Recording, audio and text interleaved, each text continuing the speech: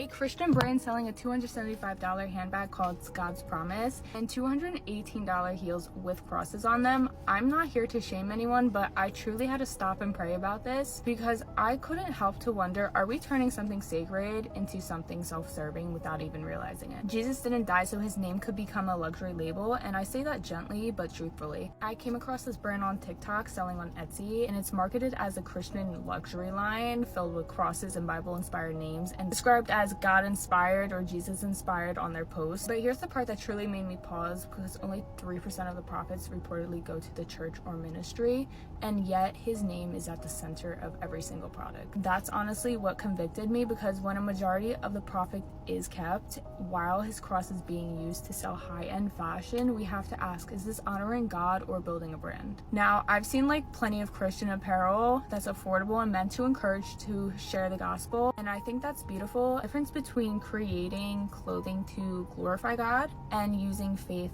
to promote wealth or status. The cross represents humility, sacrifice, and salvation. It was meant to humble us. Jesus says in Matthew chapter 10 verse 8, freely you have received, freely give. He gave everything to us and never once charged people for the truth. 1 Timothy 6, Paul warns about those who use godliness as a way to gain wealth. It's something we're clearly told to watch out for. And I also do want to say that this video isn't meant about like pointing fingers to someone's heart.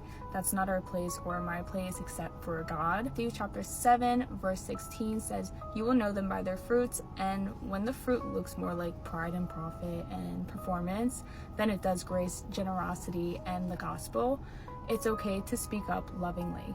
But I do have to ask, like, how you guys feel about luxury Christian branding like this. I'd love to hear your thoughts. Let's talk about it respectfully, biblically, and with Christ at the center, because at the end of the day, we weren't called to sell him. We were called to serve him. Going to use his name, we need to reflect his nature. Jesus didn't walk in status. He knelt and served. He washed feet, not chased fame. And let's make sure Christian brands put Christ, not the price tag, at the center.